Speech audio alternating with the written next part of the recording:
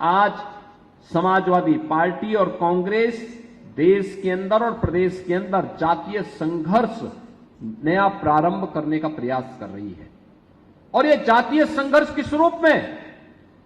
आपने देखा होगा, समाजवादी पार्टी का एक विधायक महाराष्ट्र के अंदर छत्रपति शिवाजी महाराज का अपमान करता है और औरंगजेब का महिमा मंडन करता है।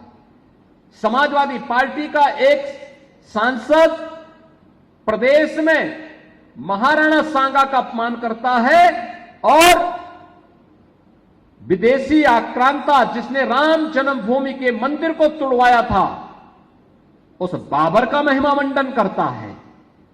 समाजवादी पार्टी के मुखिया स्वयं लौह पुरुष सरदार वल्लभ भाई पटेल का अपमान करते हैं और देश तोड़क जिन्ना, जिस जिन्ना के कारण पाकिस्तान में हिंदू मारे जा रहे हैं, काटे जा रहे हैं, बांग्लादेश के अंदर जिस जिन्ना के कारण आज भी दलित हिंदुओं के साथ निर्मम अत्याचार हो रहे हैं, उस जिन्ना का महिमा मंडन समाजवादी पार्टी कर रही है।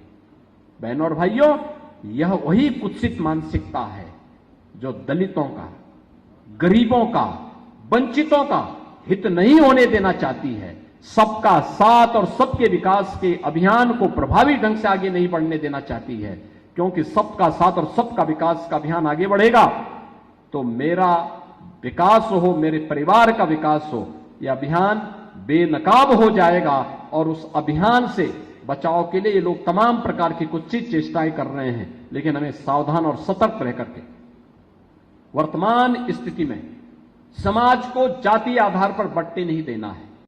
समाजवादी पार्टी को प्रदेश में 4 बार शासन करने का अवसर प्राप्त हुआ था और 4 बार के शासनकाल में ये गरीबों के मकान नहीं दे पाए, गरीबों को स्वास्थ्य का कार्ड नहीं दे पाए, गरीबों को राशन नहीं दे पाए, गरीबों को जमीन का पट्टा नहीं दे पाए, अनुसूचित जाति की छात्रवृत्ति इन्होंने 2015-16 में रोक दी थी, गरीब कन्याओं की शादी हो इसके लिए इन्होंने कोई व्यवस्था नहीं की, बेटी सुरक्षित हो इसके लिए कोई व्यवस्था नहीं की, अन्नदाता किसान आत्महत्या न करे इसके लिए कोई व्यवस्था नहीं की। आपदा के कारण होने वाली मौतों, चाहे वह डूबने से हो, आकाशीय बिजली से हो, उसमें उन पीड़ितों को लाभ मिले इसके लिए कोई व्यवस्था नहीं की। इनका तो उद्देश्य था, ये कार्य करते थे विकास हो लेकिन मेरा हो, मेरे परिवार का हो, परिवार से बाहर कभी नहीं निकल पाए।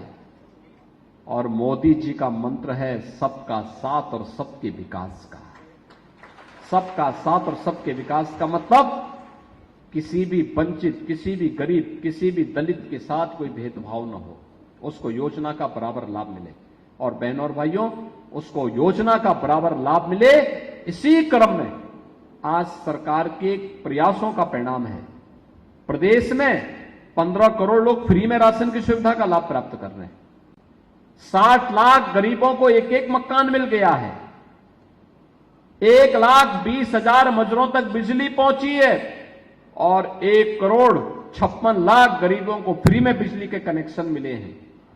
1,86,00,000 गरीबों को रसोई गैस के कनेक्शन मिले हैं। और होली और दीपावली के अवसर पर हम उन गरीबों को फ्री में एक एक रसोई गैस का भरा हुआ सिलेंडर भी उपलब्ध करवाने का काम कर रहे हैं। प्रदेश में 10 करोड़ लोग आयुष्मान भारत के अंतर्गत फ्री में 5 लाख रुपए की आयुष्मान भारत की सुविधा प्राप्त करने के अधिकारी बन गए हैं। और उद्यम के क्षेत्र में भी अनेक अनुसूचित जाति के युवा आज अपना उद्यम स्थापित कर रहे हैं। बहनों और भाइयों, यह काम पहले भी हो सकता था, समाजवादी पार्टी ने नहीं करने दिया। कांग्रेस का एजेंडा ही नहीं था, ये तो केवल जाति के नाम पर बांटने के पक्षधर थे। और आज ये लोग एक्सपोज न हो इसके लिए क्या करते हैं, विकास से मुद्दे से ध्यान हटकाने के लिए अनुसूचित जाति, जनजाति, महिलाओं और व्यापारियों के साथ, अन्नदाता किसानों के साथ, युवाओं के साथ इनके द्वारा किए गए कारनामे सामने न आ जाएं। अब इसके लिए जाति के नाम पर फिर से आपस में लड़ाने का काम कर रहे हैं।